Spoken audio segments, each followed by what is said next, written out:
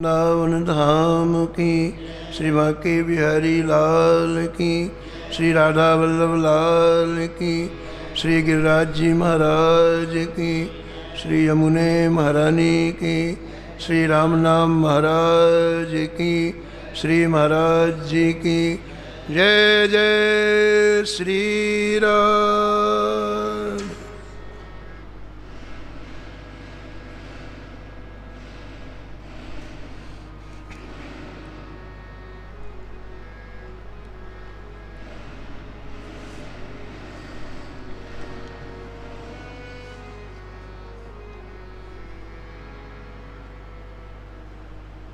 मदन मोहन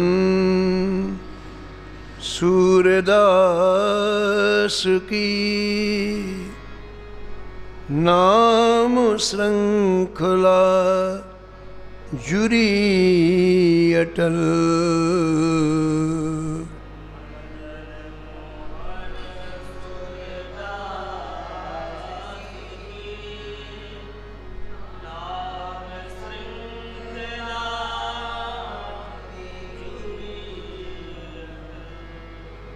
गान काव्य गुण रास, सुहृद सहचरी अवतारी। गान काव्य गुण रास, सुहृद सहचरी। राधा कृष्ण उपास, रहसी सुख के अधिकारी।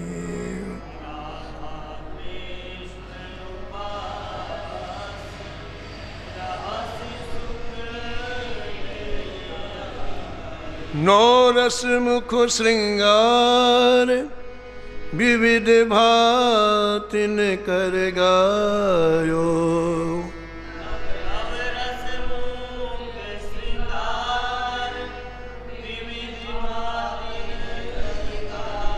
बदन उच्चरित बेर, सहस पायन हुए धायो।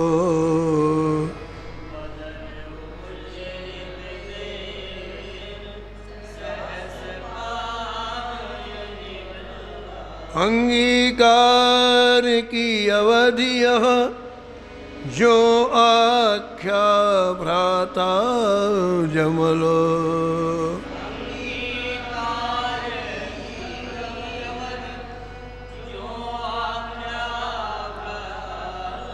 मदन मोहन सूरदास की, नाम श्रृंखला जुरी अटल।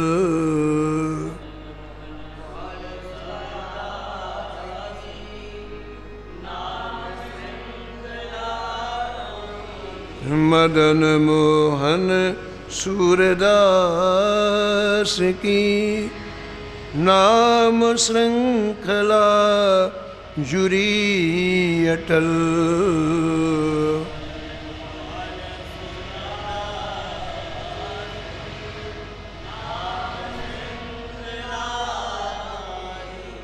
प्रातः स्मरणी परम वंदनी श्री नाभाजी महाराज इस छप्पे में परम भागवत श्री सूरदास मदन मोहन जी का स्मरण किया है। और निष्कर्ष के रूप में कहते हैं कि श्री ठाकुर जी की इतनी प्रियता थी इनके साथ में कि आपने अपना नाम इनके नाम के साथ जोड़ दिया। आपका नाम सूरदास था और श्री ठाकुर जी ने अपना नाम जोड़ करके सूरदास मदन मोहन कर दिया। इतनी प्रियता थी श्री ठाकुर जी की। आप अष्ट सखियों में के बाद जो सहचरी गणी होती हैं, सहचरी गण के ही अवतार थे श्री सूरदास मदन मोहन जी। इसलिए आपने श्रृंगार रस की अनेक रचनाओं को अद्भुत रूप से व्यक्त किया है। कल आपने श्रवण किया कि आपके द्वारा संकल्पित वस्तु श्री ठाकुर जी को कितनी प्रिय लगी और श्री ठाकुर जी ने विचार किया कि ये लोग तो जानते हैं कि सूरदास मदन मोहन जी हमसे कितना प्रेम करते हैं, लेकिन लोग ये भी तो जाने कि हम कितना प्रेम करते हैं। इसलिए श्री मदन मोहन जी ने अर्धरात्रि में जगाकर श्री सूरदास मदन मोहन जी के भेजी हुए गुड़ के मालपुए बनवाए। अपना प्रेम अभिव्यक्त करने के लिए श्री ठाकुर जी ने लीला किया। इनका ऐसा हृदय कैसे सरल और सरस हो गया, जहाँ निरंतर ठाकुर जी लीलाओं का स्मरण होता रहता। अब उसका रहस्य बताते हैं भक्तमाल के टीकाकार श्री प्रियादास जी महाराज की, सो बिन संत न काहू पाई। जिस अंतःकरण में ठाकुर जी लीलाएं करें, वो अंतःकरण संत के अनुग्रह से बनता है, संत की कृपा से बनता है। ये अमीन पद पर नियुक्त थे और उस पूरी स्टेट में, उस पूरे राज्य में उस समय सभी व्यापारियों को, किसानों को कर देना होता था, टैक्स देना होता था। तो साल भर की कर वसूली इनके पास आती, सूरदास मदन मोहन जी के पास। और महाराज प्रत्येक साल दिल्ली से वित्त विभाग के बादशाह के लोग आते और जो संपत्ति इकट्ठी होती उसे ले जाते, खजाना में जमा करते। ये नियम था। तो प्रियादास जी एक प्रसंग का वर्णन करते हैं।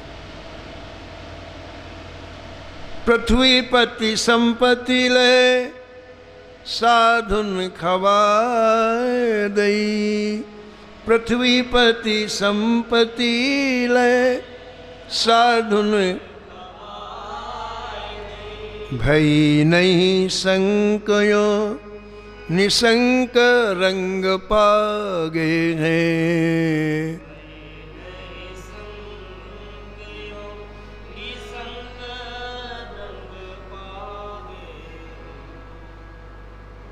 एक बार अकाल पड़ा, वर्षा नहीं हुई, पृथ्वी में अन्न नहीं हुआ, लोग भूखों मरने लग गए। सूरदास मदन मोहन जी के यहाँ अविरल संत सेवा चलती थी, अविरल। कभी कोई आए, दोपहर में आए, शाम को आए, रात्रि को आए, और 1500 संत इनके यहाँ पड़े ही रहते। सुंदर बगीची का निर्माण करा दिया था, वहीं संत सेवा होती, संतों को बड़ा आराम मिलता, वहीं भजन करते संत। तो अकाल पड़ा। अकाल पड़ते संतों की संख्या बढ़ गई। अब कहीं नहीं मिल रहा है, तो लोग पता लगा लगा करके सूरदास मदन मोहन जी के आने लग गए। कहाँ 1500 की बात थी, अब 10,000 15,000 संत इकट्ठे हो गए। तो आपने, आपके पास जो था वो तो पूरा खिलाई दिया संतों को, और इसके बाद आपने क्या किया? अब संत कहाँ जाए भूखे? तो जो संपत्ति थी अकबर बादशाह की, जो इकट्ठी हुई थी खजाने में जमा करने के लिए, उसको खिलाना प्रारंभ किया। और कहते हैं कि खजाने की पूरी संपत्ति खिला दी साधु संतों को आपने, और मन में न कोई भय हुआ न कोई शंका हुई। भई नहीं संकयो निसंक रंग पागे हैं। भई नहीं संकयो निसंक रंग। क्यों भय नहीं हुआ? बोले भक्त की पहचान है कि जब वो भगवान का हो जाता है तो निर्भय हो जाता है, उसके जीवन से भय विदा हो जाता है। इसलिए निसंक और निर्भय थे। और दूसरी बात कहते हैं, प्रेम रंग में रंगे हुए थे।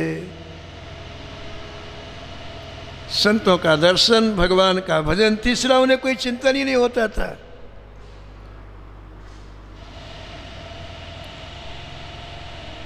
उसी समय बादशाह के भेजे हुए वित्त विभाग के बहुत से लोग दिल्ली से संडीले आ गए और सूरदास मदन मोहन जी से बोले कि हम राजाज्ञा लेकर के आए हैं, आप खजाना भेजने की तैयारी करिए। उस समय ऊँटों से जाता था खजाना, बड़े बड़े बक्से होते और चांदी के सिक्के चलते, तो बड़ा वजन होता था। तो उनको बक्से में भर दिया जाता,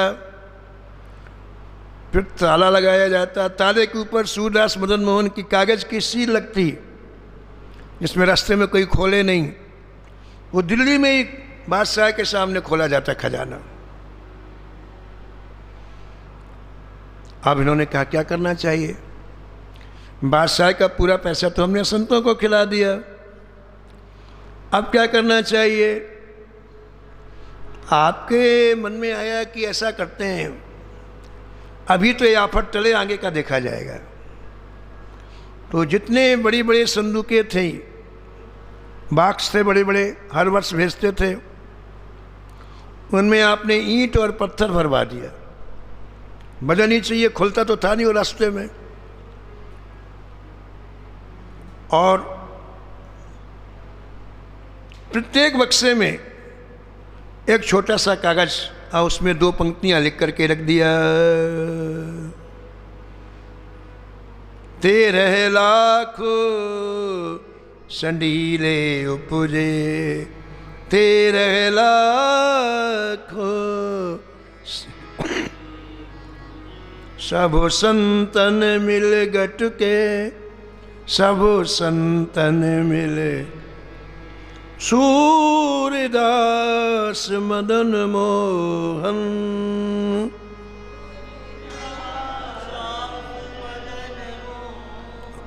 आधी रात को श्री वृंदावन सटके, आधी रात को श्री वृंदावन सटके। 1 वर्ष की आमदनी वसूली की 13 लाख थी, आज 13 करोड़ के बराबर है। जबकि ये बात है उस समय 13 लाख थी, आज वो 13 करोड़ के बराबर है। और इतना धन आपने संतों को खिला दिया। मन में कोई शंका नहीं, कोई निर्भयता और प्रेम में हृदय डूबा हुआ है। आपको एक पूर्णतः विश्वास है कि वस्तु का उपयोग यही है, सब संतन निर्णय कियो, मथि श्रुति पुराण इतिहास, भजबे को दोई सुघर, कह हरिदास। हमारी संपत्ति का उपयोग या हरि में हो या हरिदासों में, इसलिए आप निश्चिंत होकर के आपने संतों की सेवा कर दी। कागज में 2 पंक्तियां लिख दी, वो लोग महाराज लेके चले गए, अधिकारीगण खजाना लेके चले गए। और आपने एक विचार किया कि अब यहाँ सेवा तो होगी नहीं, इसलिए अब यहाँ से चलना चाहिए। तो उधर तो अधिकारी गए और आधी रात में श्री सूरदास मदन मोहन जी सीधा वृंदावन को लक्ष्य करके अब शेष जीवन वृंदावन में गुजारेंगे। वृंदावन की लता पताओं में वहाँ के रसिकों के संग अब शेष जीवन गुजार करके अब कहीं नहीं जाएंगे, ऐसा आपने निश्चय किया। और सीधे वहाँ से पैदल यात्रा किया सीधा वृंदावन के लिए।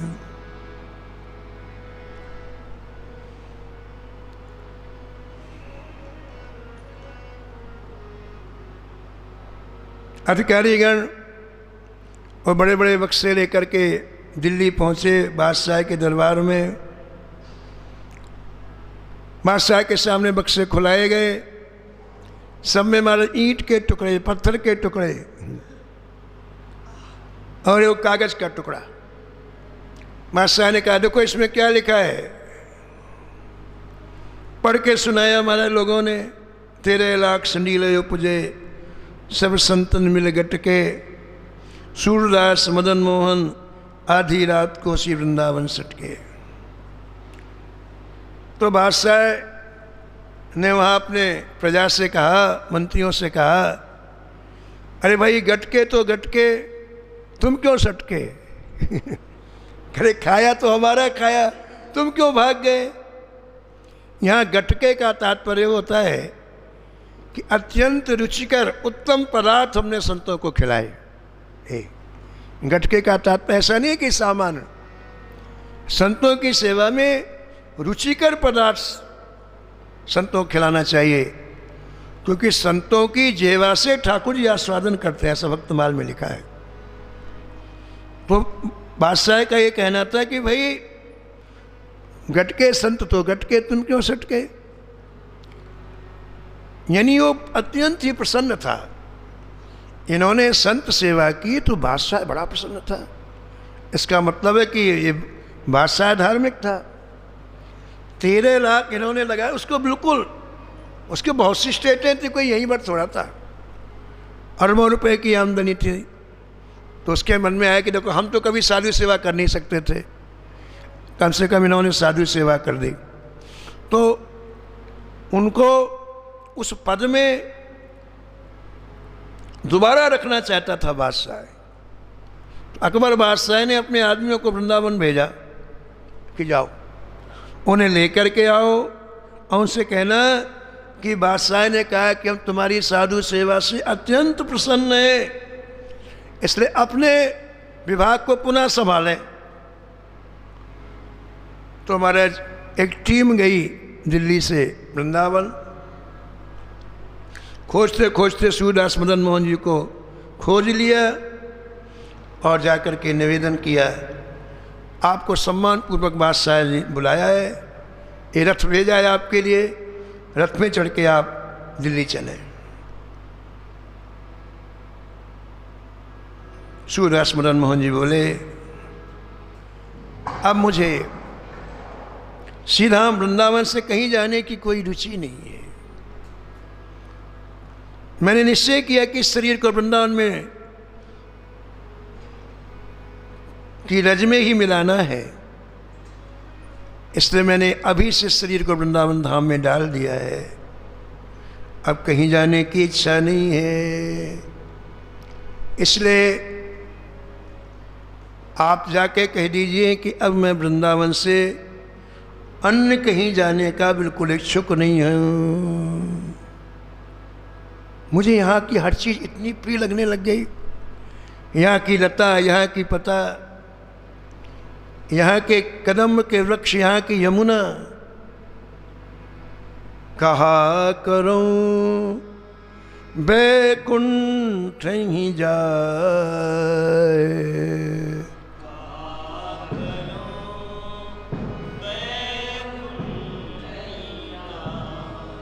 जहाँ नहीं नंद जहाँ न यशोदा,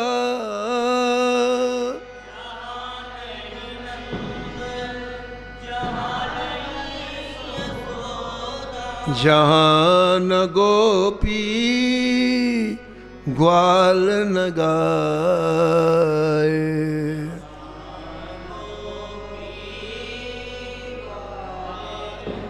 कहा करूं बैकुंठ ही जाए,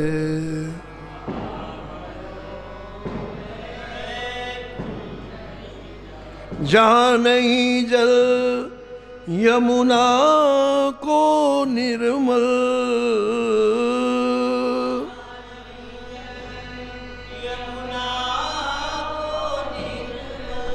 और कदम वन की नहीं छाए।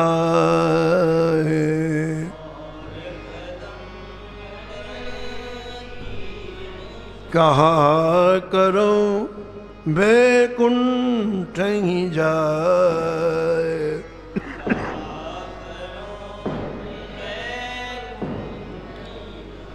परमानंद प्रभु चतुर ग्वालिनी परमा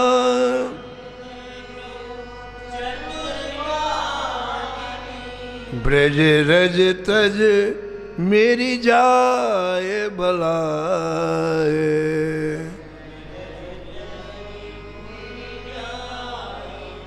ब्रज रज तज मेरी जाए बलाए।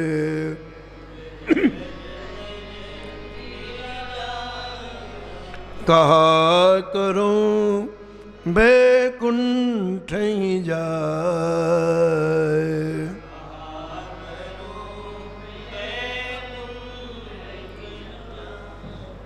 भैया मेरा मन अब वृंदावन से कहीं बाहर नहीं लग रहा है।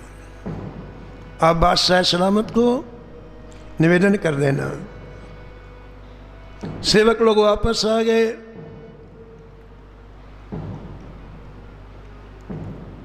बादशाह ने कुछ नहीं कहा। इनके वित्त मंत्री का नाम था टोडरमल।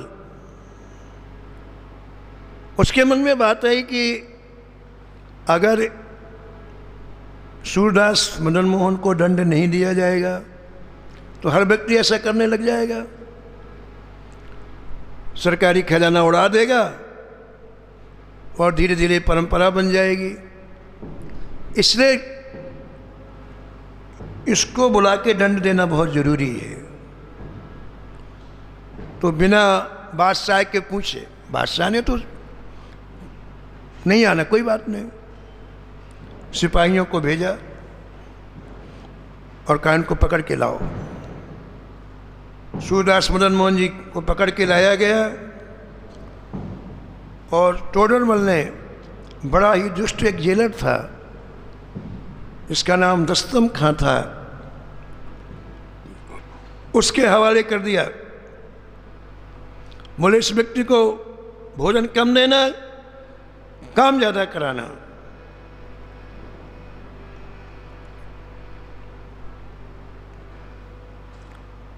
दस्तम खां इन्हें कष्ट देने लग गया।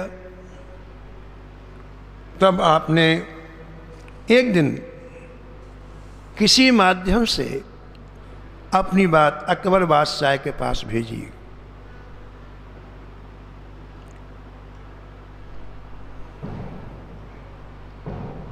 उसमें आपने 2 पंक्तियां लिखी। एक तम अंधियारो करे शून्य दई पुनताही, दस तम ते रक्षा करो, दिन मन अकबर साए, दिन मन अकबर साए। एकदम यानी अंधेरा, सारे संसार को अंधेरा कर देता है, और मेरे पास 10 तम है, जबरदस्त अंधेरा है, और आप सूर्य के समान हो, इसलिए आप इस अंधेरे को दूर करो।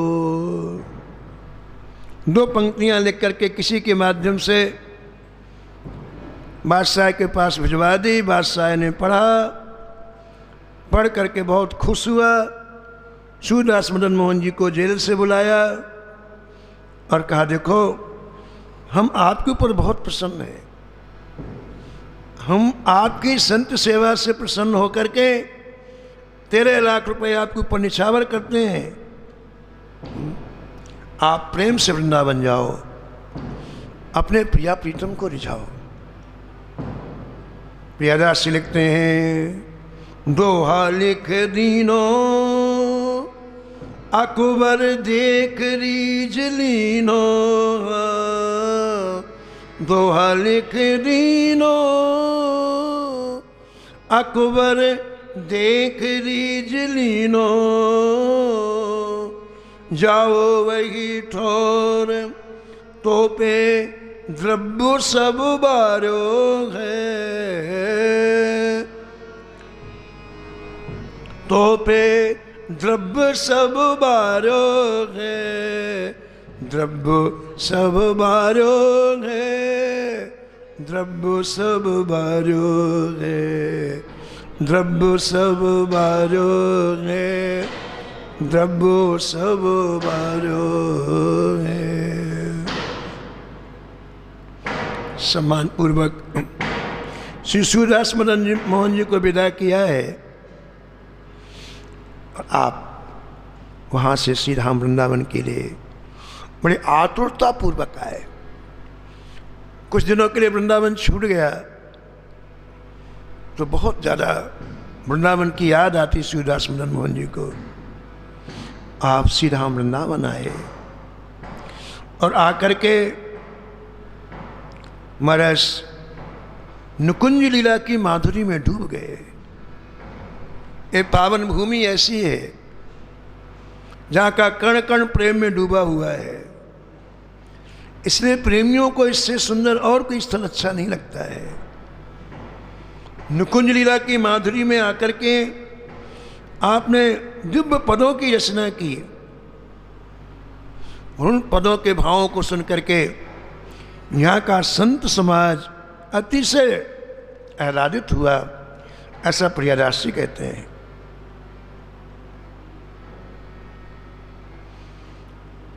देखत कुंज कुटी चलो किन, देखत कुंज कुटी चलो किन,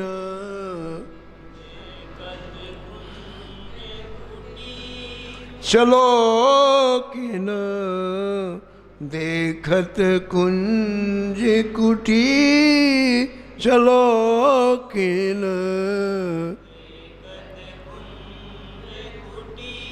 सुंदर श्याम मदन मोहन जहाँ,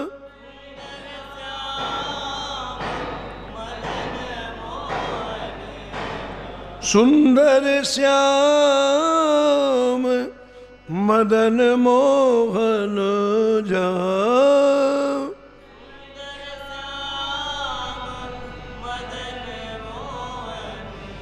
मन मत फौज जुटी, मन मत फौज चलो किन, देखत कुंज कुटी चलो किन, नन नंदन वृषभानु नंदिनी,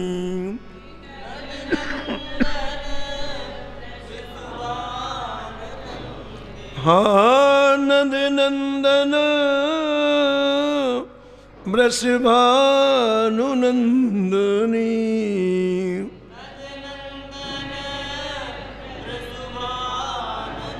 नेक न चाहे छुटी, नेक न चाहे चलो किन, देखत कुंज कुटी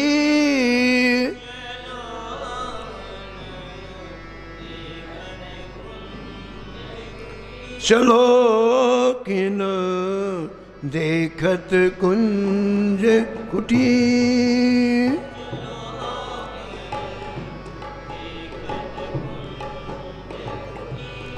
सुरति सेज पर लरति अंगना,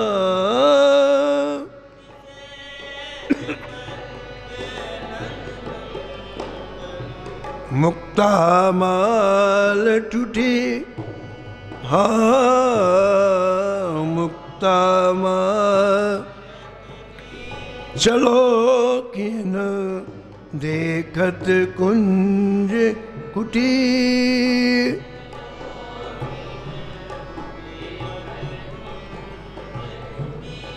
उरजितनी कंचुक चुरकुट भई, उरजितनी कंचुक चुरकुट भई, कटि तट ग्रंथ हटी, कटि तट ग्रंथ हटी, चलो किन देखत कुंज उठी, चलो किन।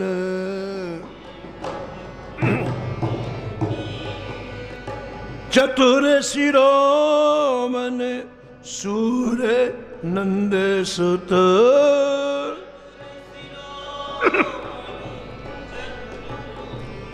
हाँ चतुर शिरोमणि सूर नंद सुत,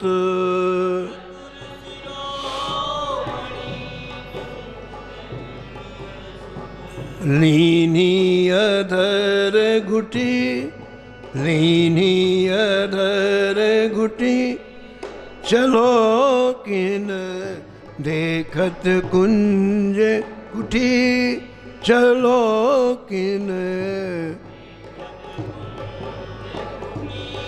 चलो किन देखत कुंज।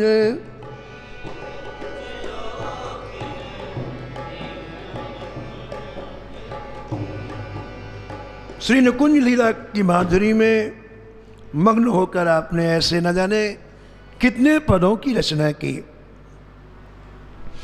आप जिस पद की रचना करते वो पद उसी दिन श्री राम वृंदावन से 400 कोस दूरी पहुंच जाता है। आकाश मंडल में बड़े बड़े सिद्ध सुनते हैं उन पदों को, और वो सिद्ध चारों दिशाओं में जो भगवान के धाम हैं, तीर्थ स्थल हैं, वहाँ संतों के पास पहुँचा देते हैं। ऐसे भाव में पदों की रचना आपने की। ब्राह्मण कुल में आपने जन्म लिया और सब कुछ छोड़ करके विरक्त होकर के आप श्री राम वृंदावन में रहे। सूरदास मदन मोहन के नाम से आपकी ख्याति हुई और श्री राधा कृष्ण के निज निकुंज की सेवा, निकुंज महल की सेवा आपको प्राप्त हो गई। मानसिक चिंतन करते करते आप निकुंज महल के अधिकारी बन गए, सेवा प्राप्त हो गई। और आपके हृदय में श्री युगल किशोर प्रिया प्रीतम के नित्य विहार की चहल पहल 24 घंटे छाई रहती है। 24 घंटे। हमारे वृंदावन में एक संत थे श्री कृष्ण शरण जी महाराज, अब उनका शरीर नहीं है। उनको इतनी अच्छी उनकी स्थिति थी कि श्री राम वृंदावन में 24 घंटे उन्हें महाराज का दर्शन होता है। आंख बंद, खुली हुई आंखों से, खुली हुई आंखों से 24 घंटे उन्हें महाराज का दर्शन होता है। ऐसे श्री सूरदास मदन मोहन जी के हृदय में 24 घंटे नित्य विहार की चहल पहल की धूम मची रहती।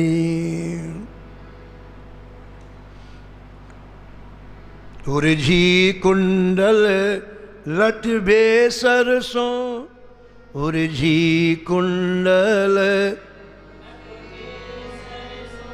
पीत पट बनमाल, बीच आए उर्झे हैं दो जन, पीत पट बनमाल, बीच आए उर्झे हैं दो जन, नैनन सो नैन बैन बैनन सो उरजो रहे, नैनन सो नैन बैन बैनन सो, चटकीली छवि देखे लपटा तो श्याम घन, छवि देखे लपटा तो श्याम घन, होड़ा होड़ी नृत्य करे रीझ रीझ अंक भरे, होड़ा होड़ी नृत्य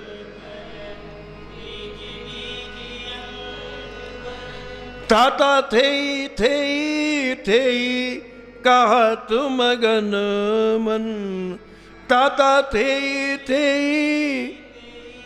कहत मगन मन, सूरदास मदन मोहन, रास मंडल में प्यारी को, सूरदास मदन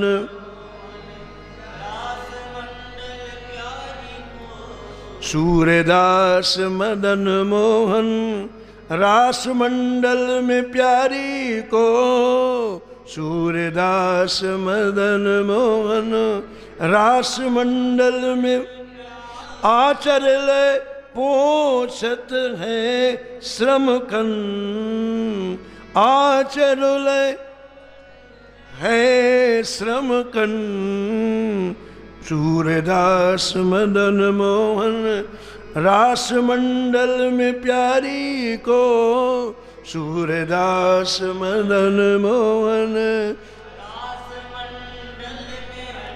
आचरल पोषत है श्रम कन, आचरल पो है श्रम कन, है श्रम कन, है श्रम कन। आपके हृदय स्थल पर निरंतर महाराज रासलीला के दर्शन को दिखाई पड़ते हैं। भक्तमाल के टीकाकार श्री प्रियादास जी कहते हैं कि इनके लिए कोई बड़ी बात नहीं है। बोले क्यों? बोले इसलिए कि इनके इष्ट श्री मदन मोहन जी हैं और इनके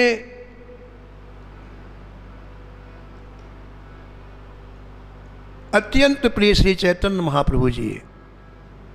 श्री कृष्ण चैतन्य महाप्रभु जी की कृपा दृष्टि इनके ऊपर निरंतर रहती थी, इसलिए इस स्थिति में पहुंच जाना कोई बड़ी बात नहीं है, ऐसा प्रियादास जी कहते हैं।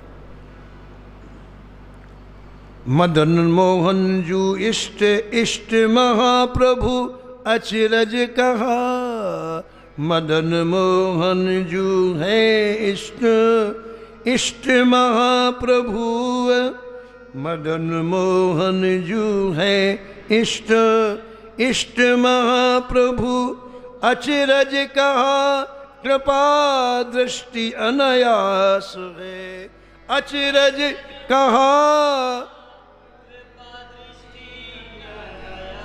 कृपा दृष्टि अनायास है, कृपा दृष्टि अनायास है।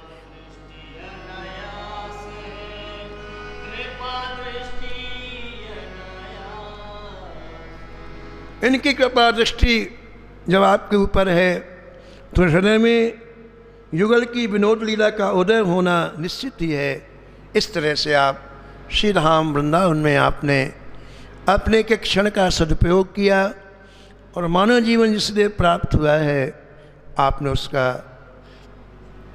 पूरी तरह से प्रिया प्रीतम की दिव्य लीलाओं में अपने अमूल्य समय को व्यतीत किया। ऐसे श्री सूरदास मदन मोहन जी के चरणों में प्रणाम करते हैं। अभी चरित्र और है, समय की सीमा में अभी विराम देते हैं, शेष चरित्र आप कल श्रवण करेंगे।